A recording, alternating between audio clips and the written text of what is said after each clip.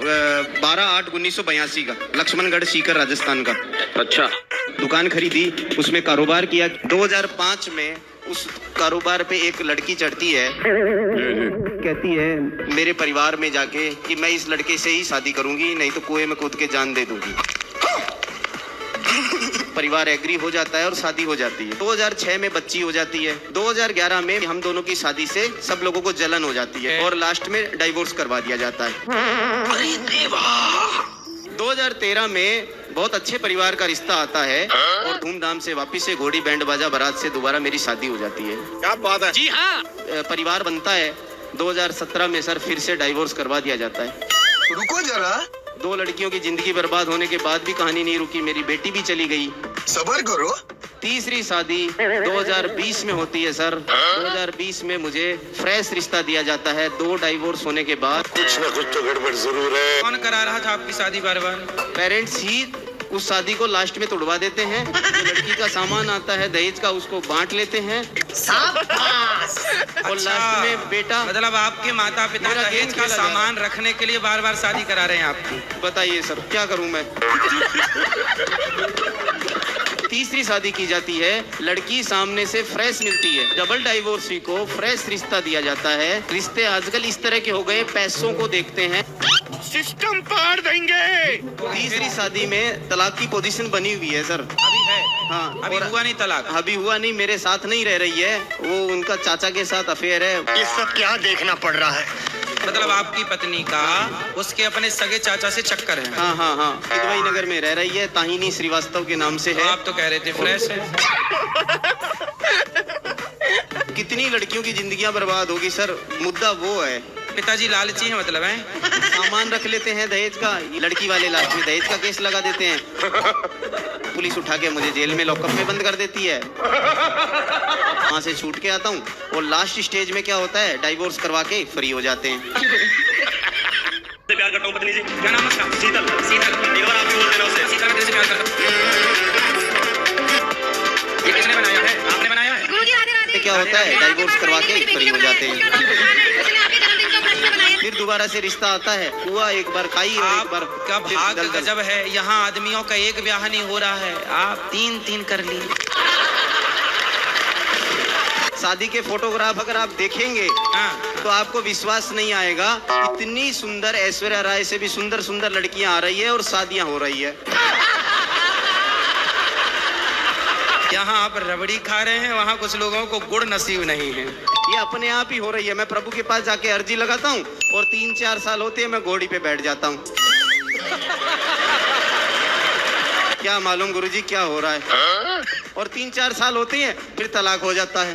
ये जन्माष्टमी के जन्म के बाद से सर गोपिकाएं मेरे पीछे लगी हुई है। मैं घर से बाहर भी नहीं निकलता हूँ। तो आपको बार बार शादी करना अच्छा लग रहा है? नहीं, मैं एक शादी करने वाला ही इंसान हूँ, मैं बार बार शादी करने वाला इंसान नहीं हूँ।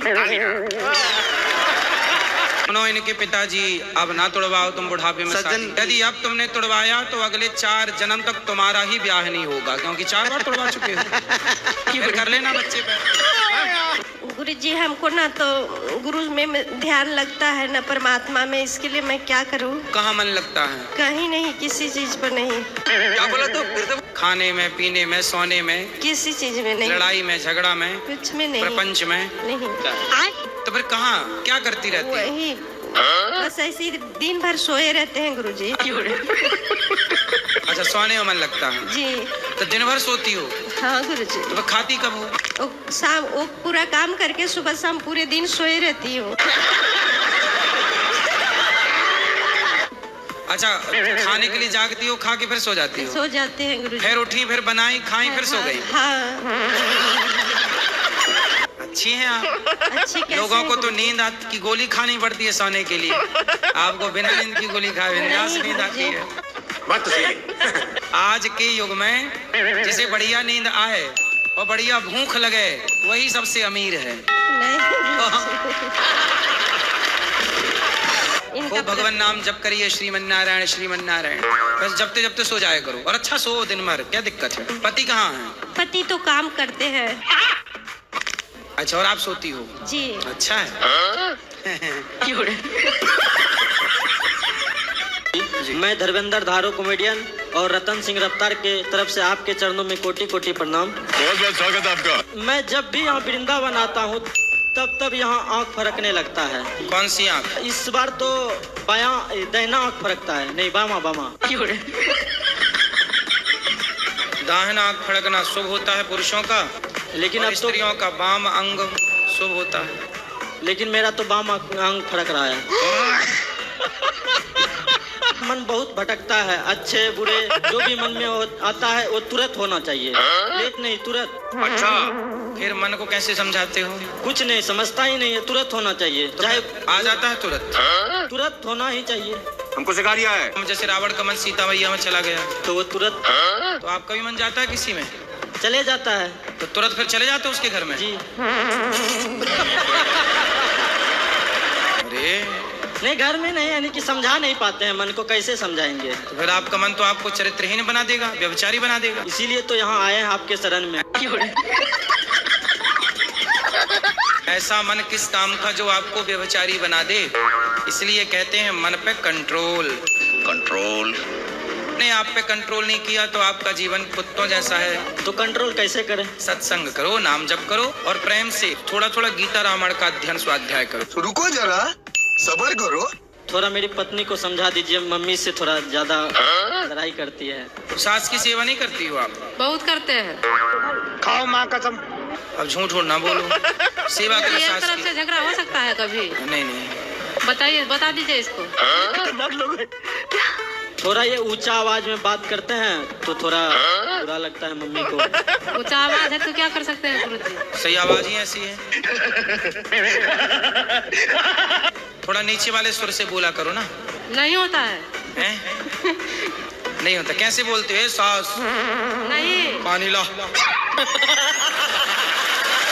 नहीं गुरु जी। हैं? नमक कहाँ रखा है? सास सास को क्या बोलती हो आप? मम्मी जी। मैया बोला करो। मैया क्या बोला करोगी? मैया। मैया। और अपनी माँ को भी मैया बोला करो। क्या बात है सर, क्या बात है सर। देखो बोली ऐसी बोलिए मन का आपा खोए और हमको शीतल करे आपों शीतल होए। तो बताओ कोई खर्चा है? नहीं। क्या बात है सर, क्या बात, ये बात है। गुरुजी मेरी जिंदगी में सुकून नहीं है और प्रेम की कमी महसूस होती है।